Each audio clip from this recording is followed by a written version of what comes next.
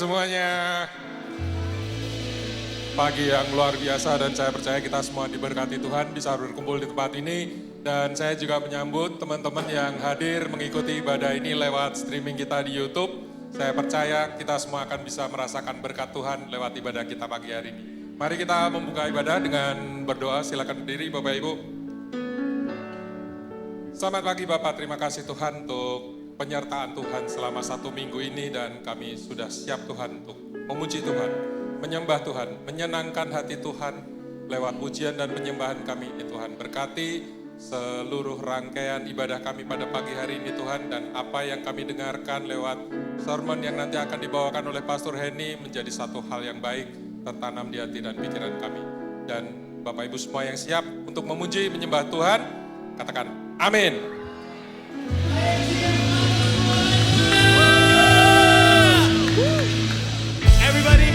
Bertepuk tangan buat Tuhan. Semua yang ada di tempat ini, baik maupun yang di luar ruangan ini, Tuhan kami ingin menyatakan bahwa Engkau adalah Tuhan yang ajaib, Tuhan yang hebat, Raja dari segala raja. Oleh sebab itu, jemaat, mari dengan sungguh-sungguh, mari kita nyatakan dan mari kita nyanyikan. Here we go. Let's go. Tak terbayang kebesaran-Mu dan tak terbanding kekuatan-Mu Tuhan. Dia megah bagi kita jemaat. Come on church, sambil bertepuk tangan rasakan. Segenap jiwa dan pengharapan telah ku serahkan untuk rencana-Mu Tuhan. Dia Raja atasku. Hanya Kau yang layak. Kau yang layak ditinggikan. Mari kita proklamasikan bahwa Tuhan kita ajaib. Here we go church. 1, 2, 3. Ajaib Kau Tuhan, agung dan perkasa. Dia sumber kemenangan kita.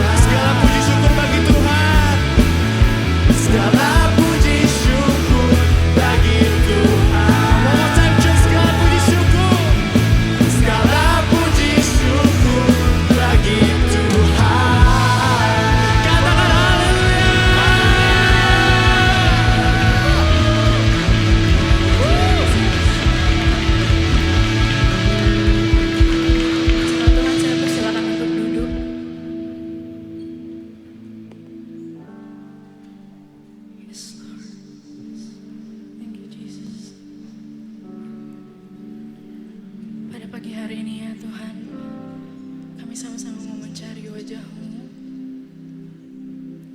Kami mau mendekatkan diri padamu ya Bapa. In the middle of this pressure that we got from outside worlds, di hari-hari yang penuh struggle, hari-hari yang gak mudah, kami tahu hanya di dalam hadirat-Mu kami dapat menemukan ketenangan ya Tuhan. Hanya di dalam-Mu kami dapat menemukan kasih yang sejati, kasih yang menguatkan, kasih yang memampukan kami melalui hari-hari yang sulit hari-hari ini ya Tuhan. Pada pagi hari ini, mari sama-sama jemaat Tuhan, dengan hati kita, sepenuh hati kita, kita membawa persembahan kita untuk Dia. Because there's nothing more beautiful than to be in His presence from now and forevermore. Yes, Lord, thank you, Jesus.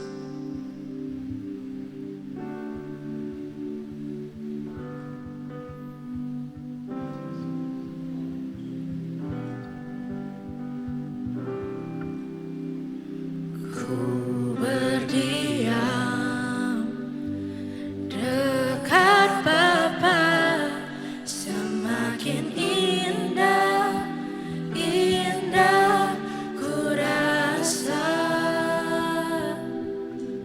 Aku dilayakkan untuk memuji Dia, kudus kudusa, Raja segala raja. Ku bernyanyi bagi Dia, korban terindah akan ku sembahkan. Pujian ku naikkan, jiwaku bersorak. Aku diangkat semakin dekat dengan. Kita katakan dalam hadirat-Nya ku rasa bahagia. Dalam hadirat-Nya ada damai dan sejahtera. Dalam hadirat-Nya ku temukan iman kekuatan. Dalam hadirat-Nya ku temukan kasih-Nya. Kita berikan kemuliaan bagi nama Tuhan. Ku berdiam dekat, semakin indah kami rasakan dalam hadirat. Semakin indah, indah ku rasa. Kami dilayakkan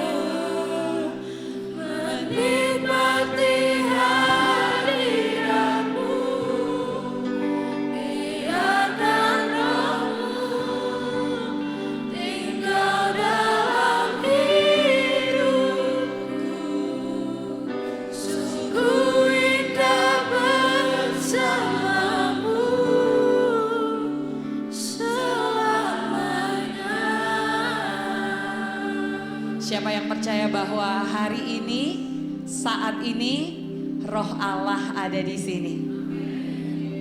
Boleh lambaikan tangannya. Dan kalau Allah ada di sini, Dia sanggup mengerjakan sesuatu yang luar biasa atas hidup setiap kita. Amin. Amin. Kalau Roh Allah ada di sini, di situ ada damai sejahtera. Kalau Roh Allah ada di sini, maka seberat apapun beban yang sedang kita rasakan, Roh Allah akan menggantikannya dengan kelegaan. Amin. Yuk sekali lagi kita deklarasikan hadiratnya ada di sini. Nyanyikan sekali lagi ref dari lagu ini dan benar-benar sadari, rasakan dengan hati dan rohmu, hadiratnya ada di sini. Ku ingin selalu bersekutu denganmu. Ku ingin selalu bersekutu denganmu,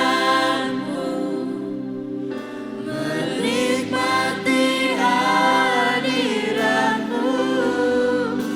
biarkan Rohmu tinggal dalam hidupku. Sungguh indah bersamamu, ku ingin selalu bersekutu denganmu, menikmati hadiratmu, biarkan Rohmu tinggal dalam hidupku. Sungguh indah bersamamu, sungguh indah bersamamu, sungguh indah bersamamu selamanya. Thank you Lord. Mari angkat tangan kita, angkat Alkitab kita. Kita sama-sama deklarasikan pada hari ini. 2, 3. Inilah kabar baik. Saya diselamatkan oleh kasih karunia Allah, bukan oleh perbuatan saya.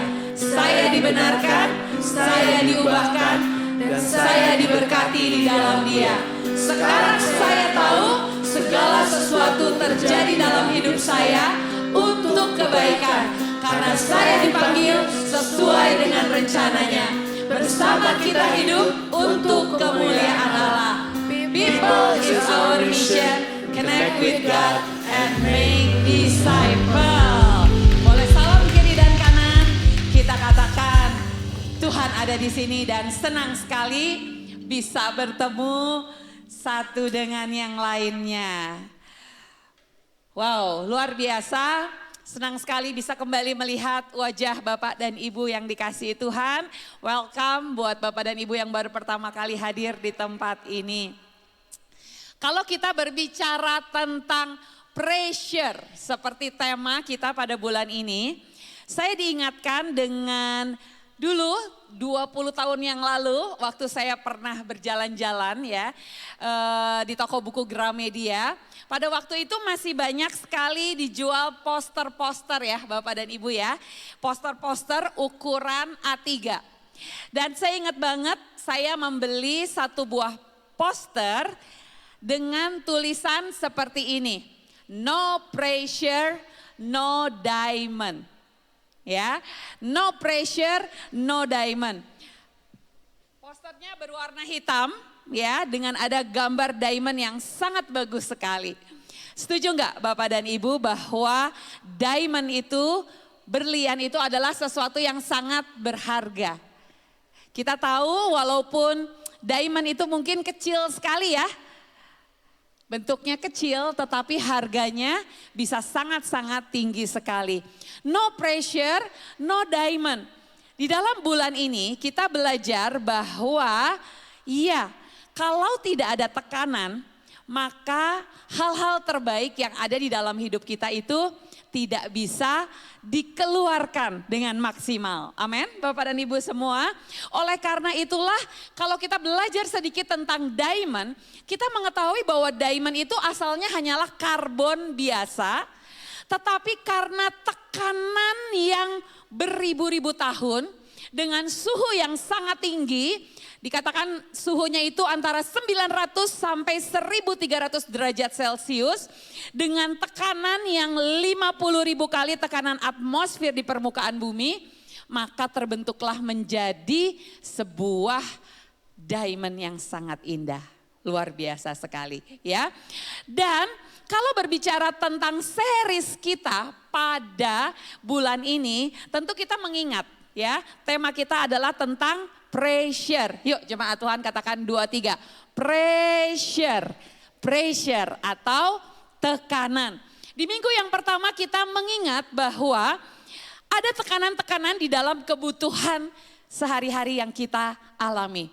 Dan di tengah kelemahan, kebutuhan, kita diingatkan bahwa Tuhan adalah pemelihara dalam kehidupan kita. Yang kedua, kita katakan sama-sama, pressure of labels. Bahwa banyak sekali, sering kali di dalam kehidupan kita ya, hidup kita itu mendapatkan label-label yang didapatkan oleh orang-orang sekeliling kita. Label yang tentunya tidak baik, tetapi kita diingatkan bahwa identitas saya dan saudara ditentukan oleh apa? Oleh apa yang Tuhan katakan, bukan oleh apa kata orang tentang kita. Minggu lalu kita berbicara juga tentang satu tema yang sangat luar biasa. Seringkali kita tertekan, kenapa? Karena ada banyak tanggung jawab yang Tuhan taruh di tangan kita ya. Hari ini saya lagi mempraktekkan apa yang saya khotbahkan minggu lalu nih Bapak dan Ibu semua. Karena harusnya hari ini yang khotbah ada yang tahu siapa? Harusnya Pastor Dave ya. Tetapi suddenly kemarin dia drop banget, sakit. Dan dia bilang, aku gak sanggup khotbah nih. Gitu ya, jadi bisa dibayangkan pressure of responsibility sedang saya lewati hari ini. Tapi saya percaya Tuhan memberikan kemampuan dalam setiap tanggung jawab. Jadi boleh dong dikasih senyum ya. Boleh dong mensupport bersama-sama pada minggu ini. Ya luar biasa ya. Dan hari ini kita akan berbicara tentang satu tema yang keren banget ya. Kalau yang kemarin mungkin itu pressure-nya tuh datangnya dari luar ya. Dari sekeliling kita. Hari ini kita akan belajar tentang satu tema yaitu pressure of guilt ya. Jadi tekanan yang datangnya dari dalam yaitu sesuatu yang namanya adalah guilt atau rasa bersalah. Siapa di sini yang pernah merasa bersalah di dalam kehidupan kita? Pernah dong ya, pasti ya. Setiap kita pasti pernah mengalami dan itu kan datangnya dari dalam dan mungkin tidak ada orang yang tahu waktu kita sedang mengalami pressure of guilt itu. Dan seseorang yang terus-menerus membiarkan pressure of guilt ini di dalam dirinya bertumbuh, dia benar-benar bisa menjadi seseorang yang lumpuh. Kelihatannya sih seperti normal, bekerja, tersenyum, melayani, begitu ya. Dari luar tidak terlihat apa-apa, tetapi di dalam hatinya itu ada beban yang berat yang dipikul. Sehingga guilt ini, rasa bersalah ini dikatakan seperti sebuah jebakan yang mengurung seseorang hingga mereka bisa sampai di titik depresi yang begitu dalamnya. Ya, dan kalau berbicara tentang guilt atau rasa bersalah, kalau tidak kita segera tangani sesuatu yang asalnya dimulai dengan aduh aku nih salah nih, aku nih melakukan hal yang bodoh nih, aduh tindakan-tindakan yang aku lakukan ini mengakibatkan kerugian, kerusakan bagi keluargaku, bagi orang-orang yang aku pimpin. Dan kalau itu tidak ditangani, itu akan berubah menjadi sesuatu yang lebih serius. Shame berubah menjadi sesuatu yang berkata seperti ini, aku adalah sesuatu yang salah. Bisa dilihat betapa seriusnya ini.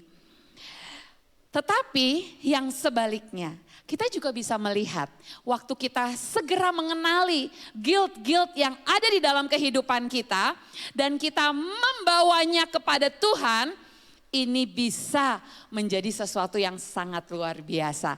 Dan ini yang akan kita lihat dalam firman Tuhan pada hari ini.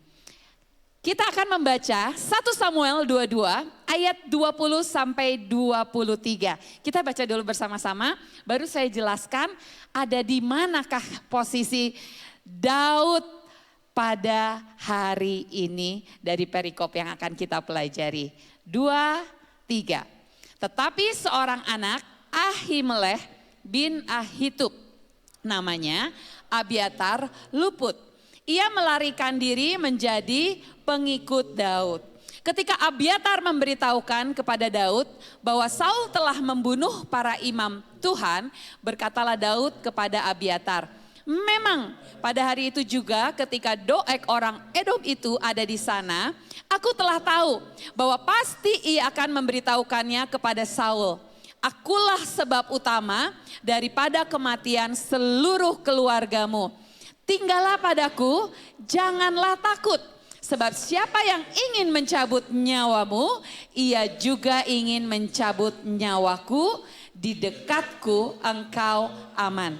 Oke, mungkin buat Bapak dan Ibu yang baru pertama kali hadir atau yang tidak mengikuti seri firman Tuhan kita secara lengkap, kita berada di sebuah pembelajaran Alkitab di mana Daud itu sedang dalam posisi sebagai dalam tanda kutip buronan Saul ya, tahu ya kisah itu. Nah kemudian ia singgah di sebuah kota namanya kota Nob. Nah ini yang sedang kita baca. Bertemu dengan seorang imam namanya Ahimelech ya kan. Dan di situ karena Daud takut apa yang dia lakukan, dia itu berbohong. Seolah-olah dia tuh sedang dalam tugas raja. Nah ingat zaman dulu apa yang dikatakan oleh seseorang bisa saja dengan mudah dipercayai ya. Karena tidak ada teknologi seperti secanggih sekarang untuk mengecek kebenaran sesuatu pun itu tidak mudah kan. Imam Ahimelech percaya pada waktu itu, waktu Daud bilang aku ini sedang dalam tugas. Padahal dia kan sedang melarikan diri kan. Akibatnya apa yang dilakukan? Dengan tulus Ahimelech itu menolong. Memberikan roti kudus ya kan dan memberikan pedang Goliat pada waktu itu. Namun di setting seperti ini ya ada seorang pengintai namanya si Doeg itu tadi orang Edom ya kan. Dan waktu dia melihat peristiwa itu dia melapor kepada Saul. Dan ini yang terjadi, Saul murka pada waktu itu. Dia mengirim pasukannya dan saat itu ada 85 orang imam Tuhan yang dibunuh. Bahkan seluruh penduduk kota Nob itu dimusnahkan. Kebayang nggak begitu mengerikannya situasi ini ya. Dan tragedi ini hanya bermula daripada apa? Kebohongan kecil yang Daud sampaikan. Jadi bisa dibayangkan waktu Daud mengetahui akibat tindakannya itu 85 orang terbunuh. Bahkan seluruh penduduk juga di kota Nob itu mengalami akibatnya. Apa yang bisa dia rasakan? Tentu dia merasa sangat bersalah dong. Aduh gara-gara gua ngebohong sebegini parahnya akibatnya. Itu yang sedang dialami oleh Daud pada waktu itu. Nah tetapi pada waktu itu apa yang terjadi? Ada satu orang yang lolos. Yang lolos itu namanya siapa? Abiatar. Abiatar ini adalah anak daripada Imam Ahimelech yang berhasil melarikan diri. Dan dia datang kepada Daud untuk apa? Meminta perlindungan ya. Dan di situ Daud pun mengaku dengan jujur, Abiatar maaf banget, gara-gara aku maka seluruh keluargamu mati terbunuh. Wow, bisa kita lihat ya dari kisah ini guilt itu bisa sangat berat. Tetapi justru di tengah kesalahan rasa bersalahnya itu Tuhan menunjukkan kemurahannya kepada Daud. Abiatar diselamatkan. Dan Tuhan mau bilang bahwa rencananya itu enggak pernah gagal. Saya dan saudara juga mungkin mengalami hal yang serupa. Mungkin kita berkata aku gagal, aku udah gak pantas lagi. Untuk dapat yang baik lagi di dalam kehidupanku. Tetapi luar biasa. Lewat firman hari ini, Daud justru berkata kepada Abiatar, tinggallah padaku, jangan takut, di dekatku engkau aman. Bisa mulai membayangkan dalam keadaan tertekan, merasa bersalah, ada kasih karunia Tuhan yang Daud tangkap. Sebenarnya bagaimana mungkin ya orang yang dihantui rasa bersalah bisa memberikan dirinya menjadi tempat perlindungan bagi orang lain. Tetapi inilah yang luar biasa. Hari ini saya dan saudara akan belajar bahwa guilt, rasa bersalah yang dikelola bersama Tuhan bisa diubahkan Tuhan menjadi pintu kasih karunia. Kita baca bersama-sama sekali lagi tulisan yang ada di depan, 2, 3. Guilt yang dikelola bersama dengan Tuhan bisa diubahkan Tuhan menjadi pintu kasih karunia. Dia tidak mau hidup kita selama-lamanya seperti gambar itu. Terantai, terperangkap, terbelenggu dengan rasa bersalah dari tindakan-tindakan kegagalan, kebodohan yang kita lakukan di waktu lalu. Siap untuk kita bersama-sama melihat lebih dalam lagi firman yang luar biasa ini. Yang pertama, apa yang kita perlu pelajari untuk kita bisa mengelola rasa bersalah ini? Yang pertama adalah unload our guilt to God. Di ayat 22 kita melihat ya, di sini kan Daud berkata, akulah sebab utama. Ya, wah, saya rasa nggak mudah, setuju nggak Bapak dan Ibu? Kalau kita yang menjadi penyebab sebuah kesalahan besar, ya, kita yang menjadi penyebab sebuah kehancuran dan kita berbesar hati mengakui it's because of me, itu karena aku. Tetapi di sini kita melihat hal yang terpenting untuk kita mengalami kebebasan dari rasa bersalah adalah Daud tidak menyangkal. Ia bahkan tidak melemparkan kepada orang lain, tetapi apa yang dilakukan? Ia mengakuinya. Beda banget ya dengan Saul. Di mana-mana kita ngelihat settingannya Saul itu selalu menyalahkan orang lain. Sampai akhirnya dia kehilangan tahtanya. Yuk Bapak dan Ibu coba refleksikan. Apa sih yang biasanya kita semua lakukan waktu rasa bersalah itu datang? Tadi waktu saya tanya di awal, pernah enggak setiap kita merasa bersalah? Sebagian besar dari kita menganggukkan kepala dan mengangkat tangan.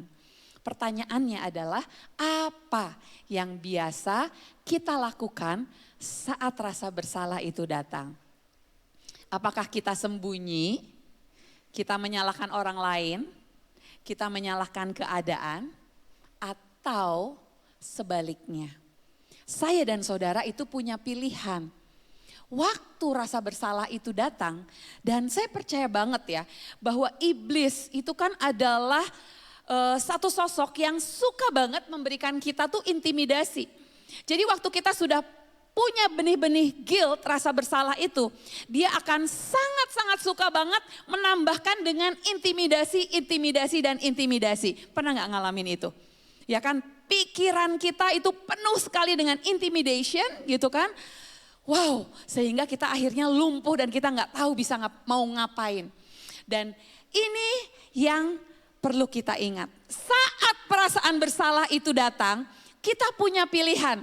Mengabaikan dan menutup diri atau sebaliknya. Apa yang bisa kita lakukan? Kita bisa membawanya kepada Tuhan untuk disinari dengan cahaya kebenaran. Membawa rasa bersalah itu diibaratkan seperti saya dan saudara itu sedang membawa sebuah ransel ya di pundak kita yang isinya bukan dengan baju atau hanya sekedar buku. Tetapi itu diibaratkan sebuah ransel yang begitu besar, yang begitu berat karena di dalamnya diisi dengan batu-batu yang besar. Apa itu? Itu bisa berupa hal-hal yang kita pikirkan, wah Tuhan pasti marah. Semua ini salahku, aku udah mengecewakan semua orang. Kenapa aku selalu jatuh? Betul?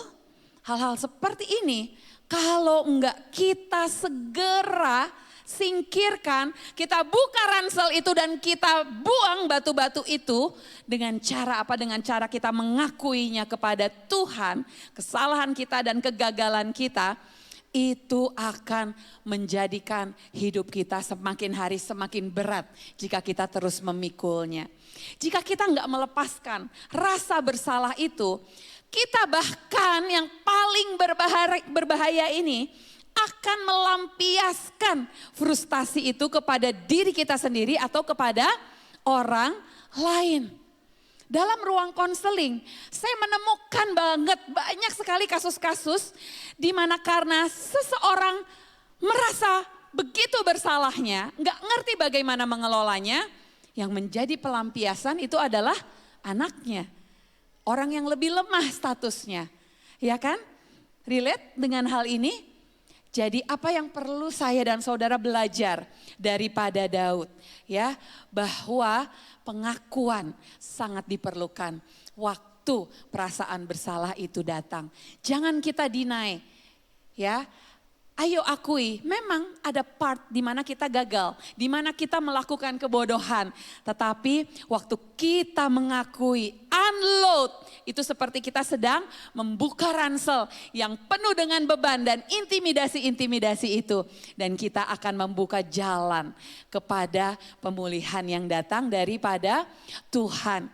Ingat, mari kita baca yuk bersama-sama statement ini bagus banget. 1, 2, 3. Pengakuan bukan tentang membuka kelemahan kita, tetapi tentang melepaskan beban kita. Untuk itulah ada ayat yang sangat luar biasa sekali. Tidak ada yang tidak bisa diampuni. Waktu kita melakukan 1 Yohanes 1 ayat 9. Jika saya dan saudara mengaku dosa kita, maka Ia yang adalah setia dan adil akan mengampuni segala dosa kita dan menyucikan kita daripada segala kejahatan. Kasih tepuk tangan yang luar biasa untuk kebenaran ini. Yes, terima pembebasan daripada Tuhan. Dengan cara apa? Mengakuinya. Amin. Tangkap poin yang pertama. Dan yang kedua, kalau saya dan saudara tidak mau terus hidup di dalam trap rasa bersalah, ada yang kita juga bisa kembali belajar dari Daud. Yaitu kita bisa merestore harapan kita dengan kasih karunia-Nya. Kita melihat di dalam 1 Samuel 22 ayat 20 ini, ada satu kata yang sangat penting, dikatakan apa? Abiatar luput. Apa sih sebenarnya yang kita bisa lihat dari bagian ini? Semua imam terbunuh, tapi satu orang diselamatkan. Ini bukan kebetulan, tetapi kasih karunia Tuhan. Di tengah kegagalan besar, saya dan saudara punya kegagalan apa saat ini? Kasih Tuhan itu tetap bekerja. Amin. Apa yang menurut saya dan saudara mungkin udah titik akhir, Tuhan bisa ubah menjadi awalan baru. Amin. Karena itu seringkali Pastor Dev berkata, saya selalu ingat. Dia seringkali bilang apa? Jangan pernah kasih titik di dalam hidupmu. Katakan sama-sama, aku gak akan kasih titik dalam hidupku. Tetapi kasih apa? Koma. Artinya masih ada cerita, ada awalan-awalan baru yang Tuhan masih bisa kerjakan di dalam kehidupanmu. Amin. Ini yang sangat luar biasa.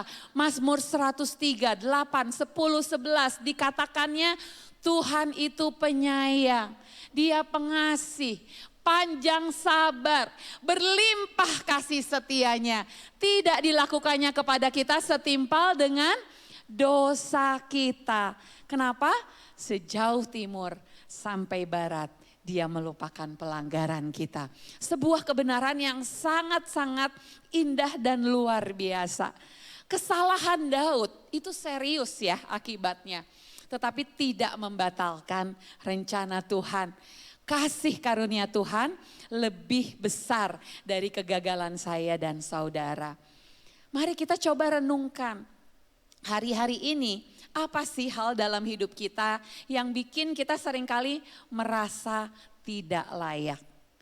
Hari ini kalau kita bisa dengar Tuhan berkata secara audible, dia sedang berkata, kasihku lebih besar. Amin.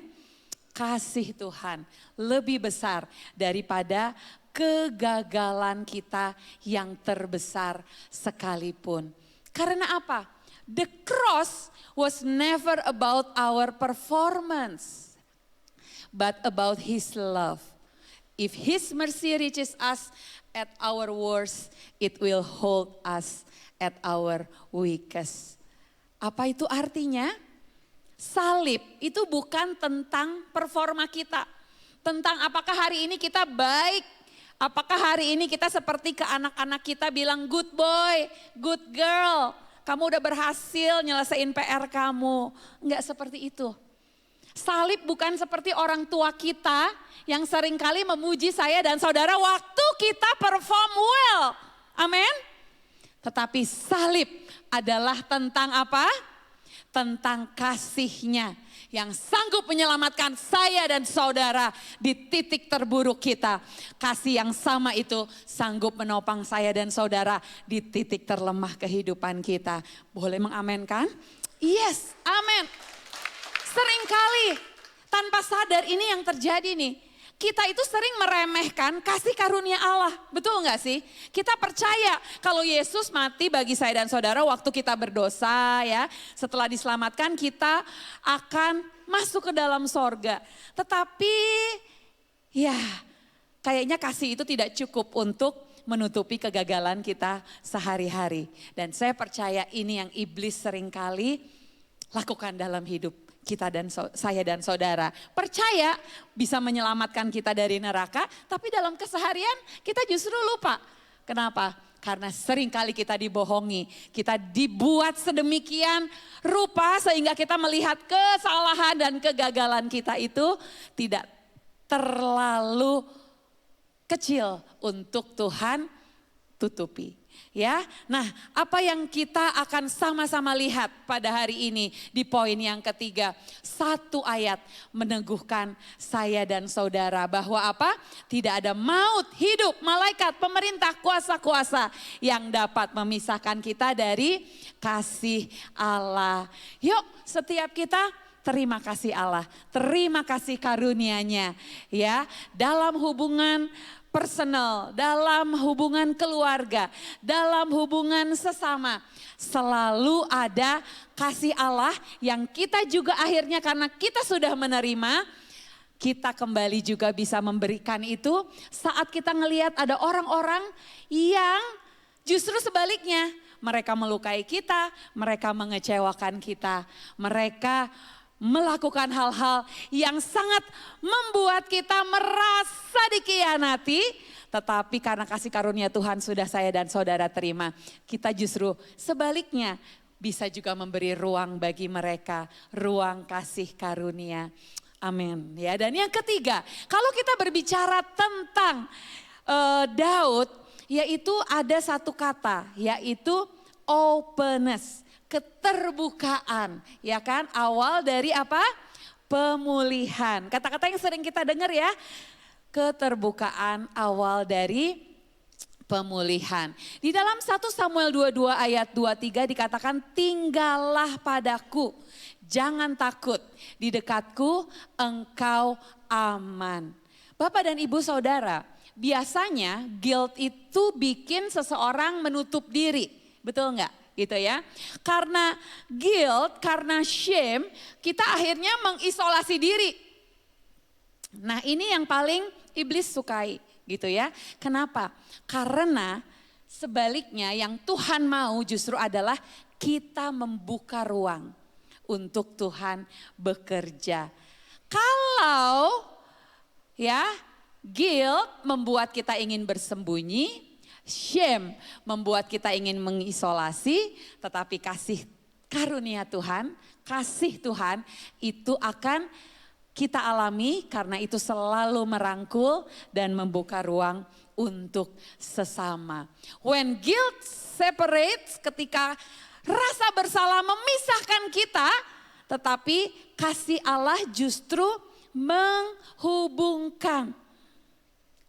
Seringkali mungkin sebagai orang tua di dalam ketidakmengetahuan kita ya sebagai orang tua kita melakukan banyak kesalahan waktu kita membesarkan anak-anak kita. Dan rasa bersalah itu seringkali disadari waktu anak-anak kita sudah cukup besar.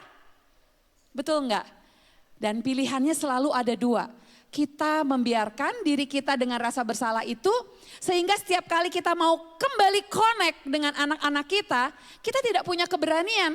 Karena rasa bersalah itu mengingatkan, kamu dulu begini, kamu dulu pernah menghukum anakmu tanpa kendali. Kamu tahu nggak akibatnya anakmu menjadi sangat terluka dengan kamu.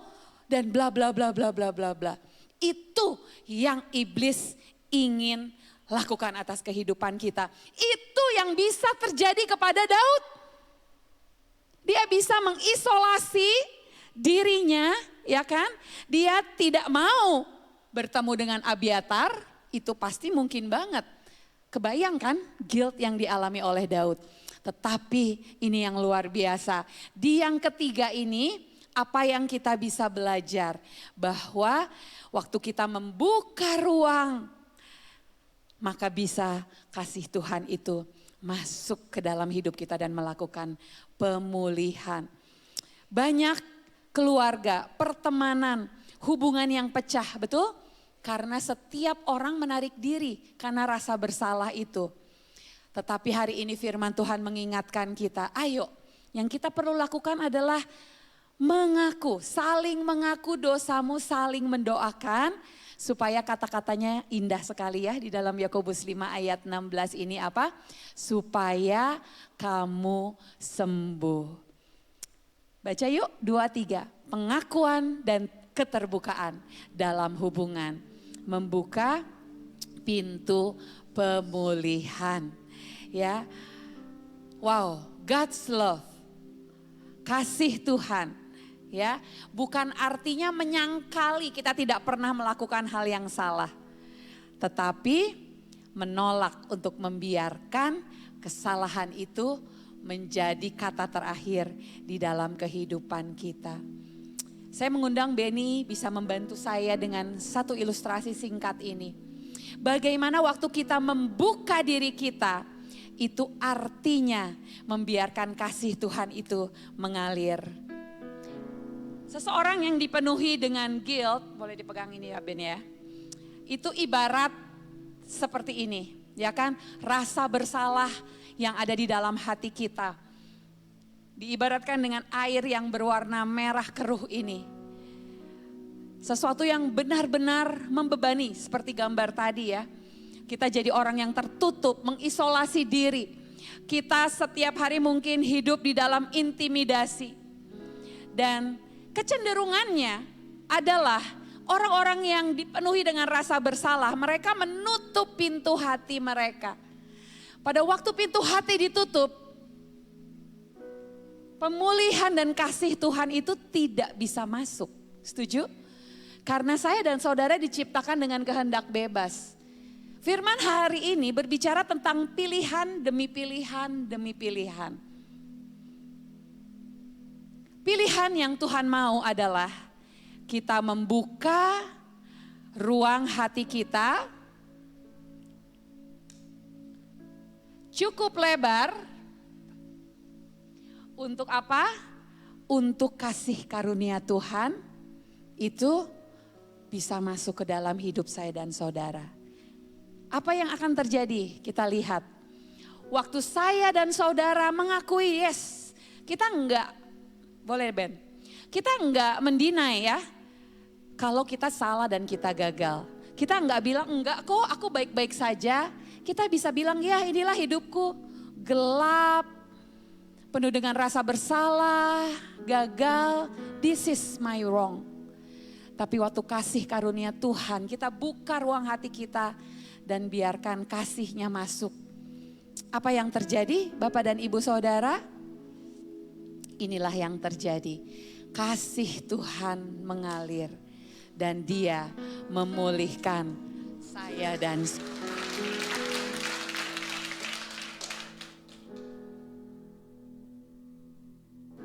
Yuk saya undang setiap kita boleh berefleksi hari ini.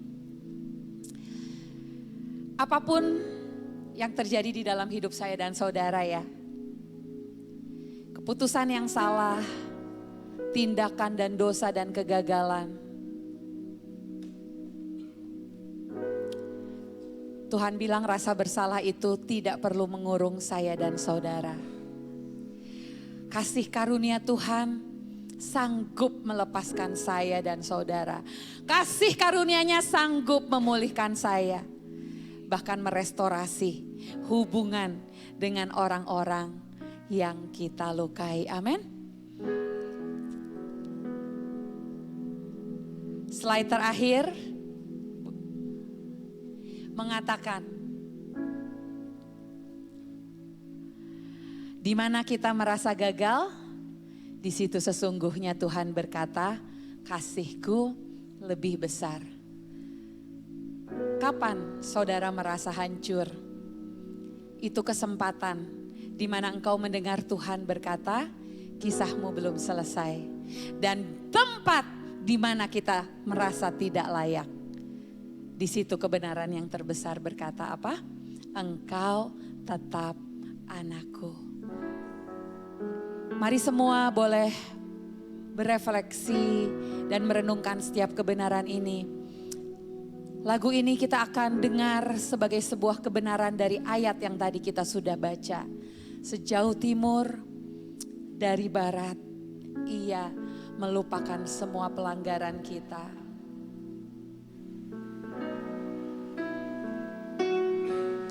Sejauh timur dari barat, Engkau membuang dosaku.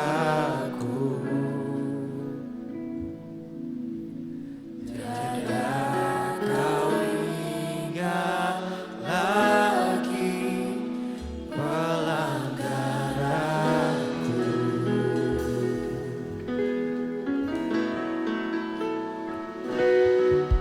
Jauh ke dalam tubir laut, Kau melemparkan dosaku.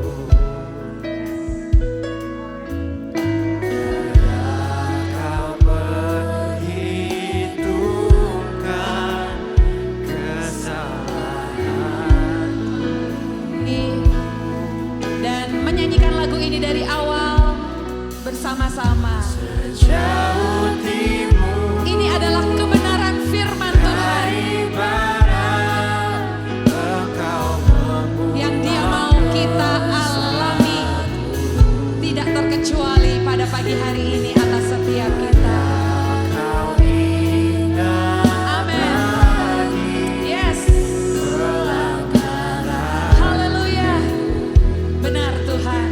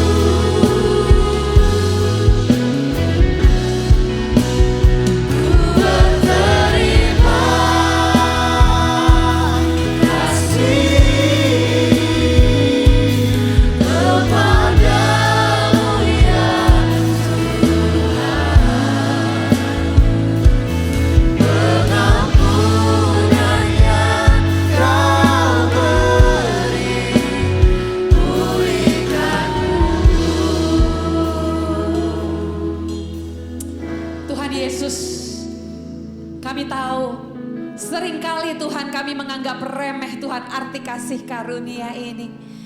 Seringkali kami merasa bahwa kegagalan dan dosa-dosa kami itu terlalu besar untuk Engkau ampuni. Tetapi pada pagi hari ini kami membuka ruang hati kami.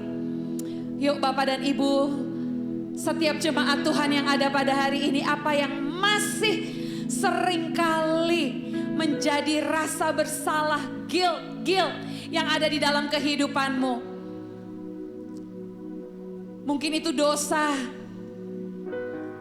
Mungkin itu tindakan-tindakan di mana engkau melakukan sebagai suami, sebagai istri, ayah, ibu, kepada anak-anakmu mungkin.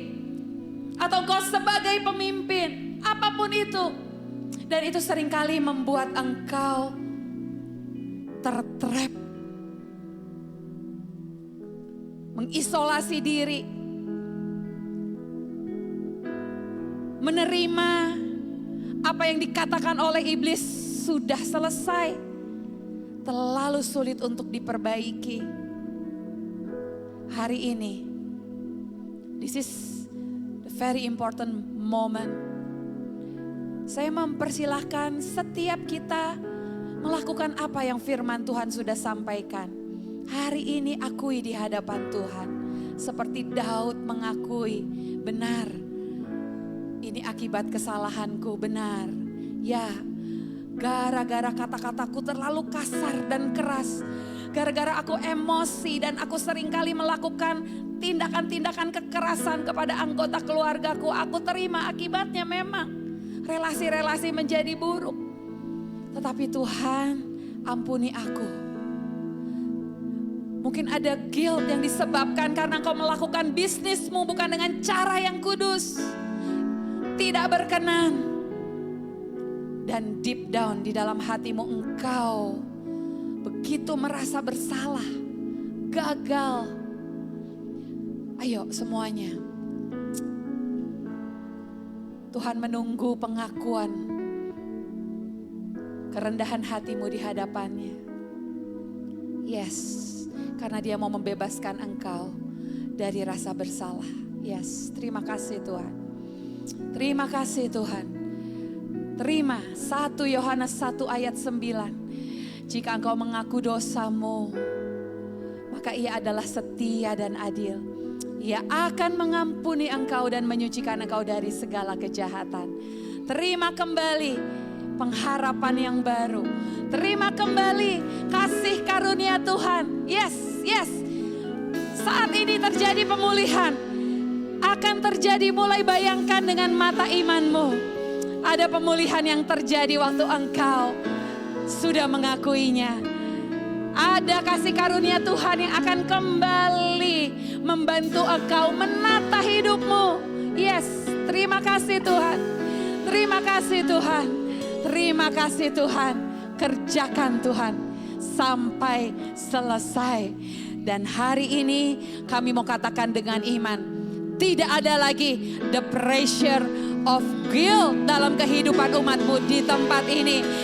Tidak ada lagi tipu daya iblis yang membuat kami akan mengisolasi diri, menyembunyikan diri kami dan mengikuti tipuannya. Hari ini, you set me free. Engkau sudah membebaskan kami. Dalam nama Tuhan Yesus, setiap kita yang dibebaskan boleh katakan, amin. God bless you. Silakan duduk.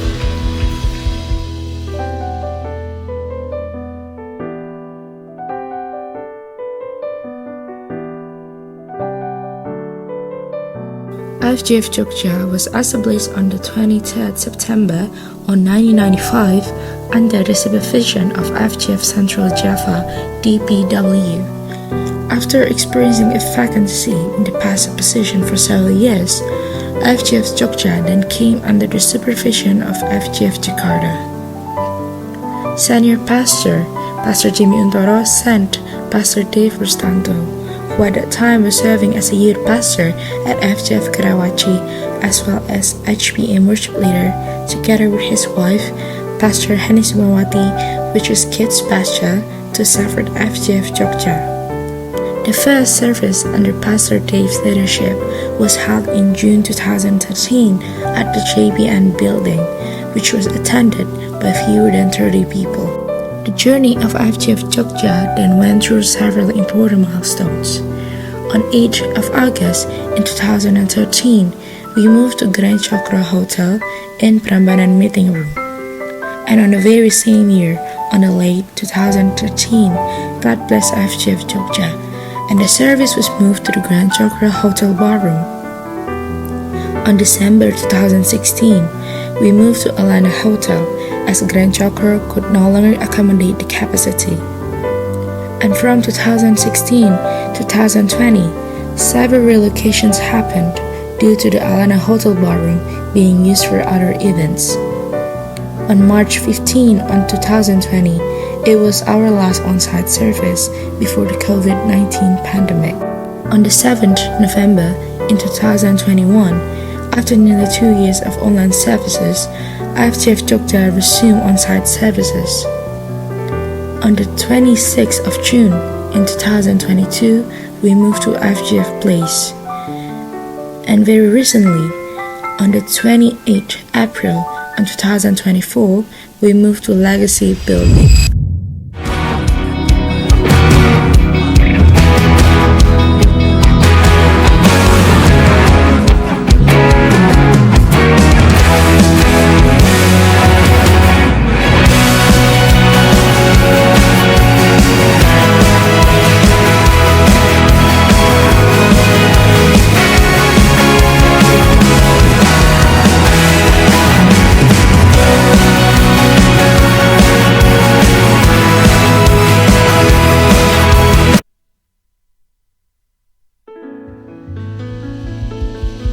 Bisa berikan aplaus sekali lagi.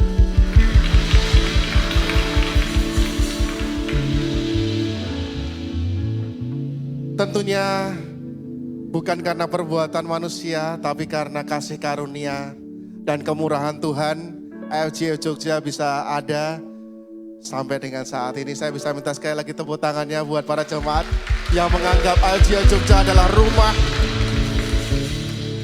Dari JBN Building sampai dengan Grand Cokro, secluded. Ada yang sudah mengalami masa-masa itu Bapak Ibu? Ada ya? Sampai di Alana Hotel, online church selama 2 tahun, sampai pindah di IP depan dan akhirnya kita berada di tempat ini. Sebuah gedung yang luar biasa, Legacy Hall. Sejak 23 September 1995 sampai dengan 2013 ketika Pastor Dave dan Pastor Henny hadir di kota Yogyakarta, ditugaskan untuk menjadi gembala dari IFGF Yogyakarta. Hari ini selain kita merayakan berkat kemurahan dan anugerah Tuhan, saya mewakili jemaat IFGF Jogja juga mengucapkan terima kasih atas 12 tahun pelayanan dari Pastor Dave dan Pastor Henny. Maka dari itu, saya bisa mengundang, karena Pastor Dave hari ini sedang berhalangan dan sedang tidak sehat, saya bisa mengundang Pastor Henny untuk bisa maju ke depan, bersama dengan didampingi tim pastoral, Ko Edi dan juga Cik Johan untuk bisa maju.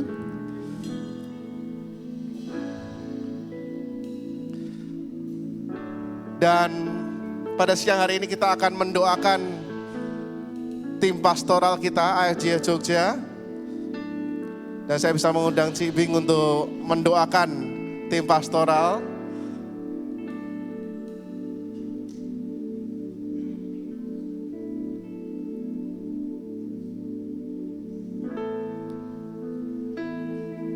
Bapak Ibu, mari kita satukan hati pada pagi hari ini. Kita syukuri 12 tahun perjalanan Koh Dev dan juga Cik Hen ya dalam mengembalakan kita semua di tempat ini di Yogyakarta. Yes Bapak, kami bersyukur Bapak untuk hari ini Bapak. Atas semua kasih karunia-Mu yang telah Kau berikan kepada kita semua melalui pastor kami, gembala kami, Koh Dev dan juga Cik Hen ya Bapak. Kami tahu 12 tahun bukan waktu yang singkat buat kita semua. Bahkan buat Koh Dev dan juga buat Cik Hen. pasti ada kelemahan, kekurangan, juga ada kebersamaan, kebahagiaan dalam mencari Engkau Bapa, dalam menggembalakan domba-dombamu ya Bapa. Kami bersyukur Bapa dan berterima kasih karena 12 tahun ini adalah suatu waktu yang sungguh indah Bapa dalam merajut dalam kasih-Mu ya Bapa. Kami bersyukur Bapa untuk tahun ini, untuk bulan ini, September ini ya Bapa. Dan kami mau tutup bulan September ini dengan semua kasih-Mu yang melimpah. Terima kasih untuk Kodev dan Cien yang telah Kau hadirkan untuk kami di Yogyakarta ini, di IFGF Jogja. Bapak, kami juga berdoa Bapak pada hari ini untuk teman kami, untuk Edi Susanto yang baru saja melangsungkan, yang baru saja ulang tahun ya Bapak, bertambah umur 1 tahun ya Bapak. Biarlah hikmat selalu mengejarnya ya Bapak, dan selalu Bapak mengarahkan hati bersama Joen Bapak untuk rumah-Mu ya Bapak, untuk IFGF juga Bapak. Kami bersyukur sekali lagi Bapak untuk 12 tahun ini Bapak, atas bimbingan-Mu melalui Bapak rohani kami, untuk melalui Koko kami, untuk melalui Cici kami, Kodev dan Cihen, dan juga untuk Edi dan Joen ya Bapak. Terima kasih Bapak. Haleluya. Amin. Amin. Terima kasih. Dan silakan dipegang satu-satu. Sebentar saya akan kasih maknanya terlebih dahulu. Bapak Ibu, biasanya kalau kita ulang tahun kita tiup lilin. Sebentar Kodi. Kita sebentar Cien, jangan dinyalain dulu Cien. Tapi karena kita sebagai Gereja Jogja kita pengen menyalakan lilin sebagai wujud bahwa AFJ Jogja akan selalu menjadi terang ya. Oke, Bapak Ibu silakan perwakilan dari tim pastoral Ko Edi dan Cieni bisa dinyalakan sambil kita bisa menyanyikan bareng-bareng.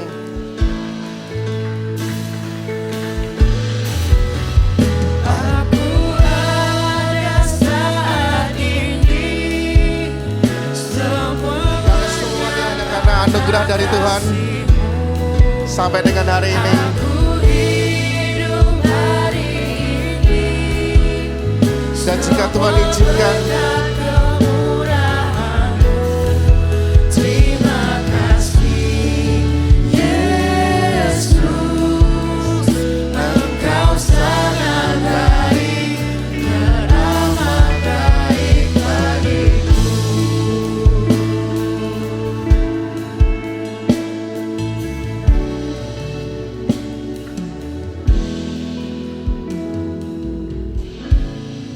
sekali lagi happy anniversary AFJ Jogja.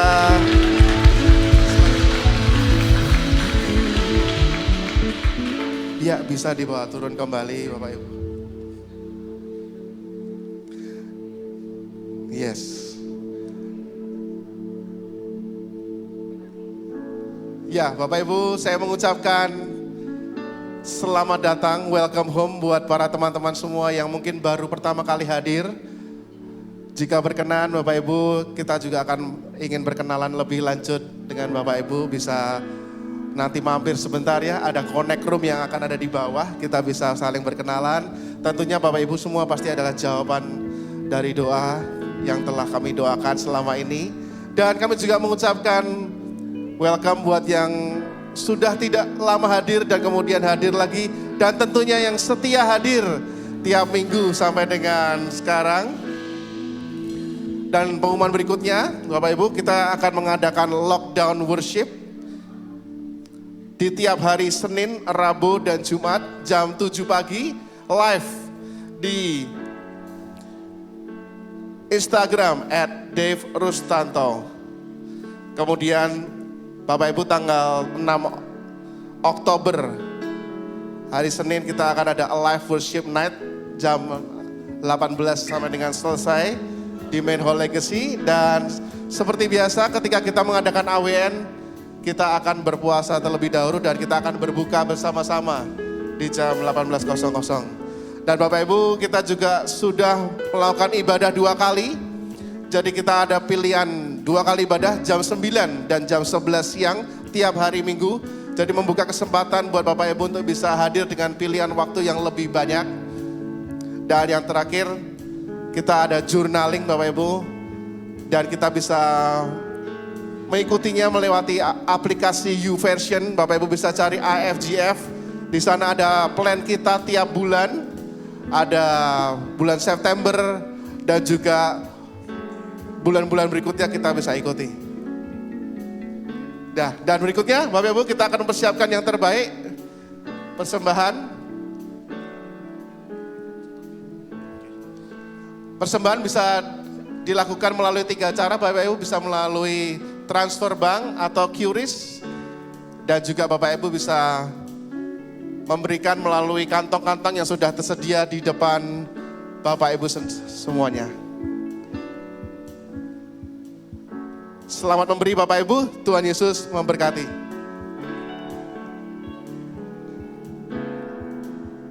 Mari kita baca ayat.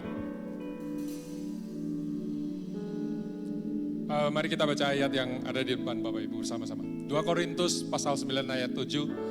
Hendaklah masing-masing memberikan menurut kerelaan hatinya. Jangan dengan sedih hati atau karena paksaan. Sebab Allah mengasihi orang yang memberi dengan sukacita. Mari kita berdiri. Terima kasih Bapak untuk serangkaian ibadah kami hari ini Tuhan. Kami menerima apa yang Kau katakan lewat Pastor Henny pada pagi hari ini. Dan kami percaya apa yang kami dengarkan pagi hari ini menjadi benih yang tertanam dengan baik di dalam hati dan pikiran kami.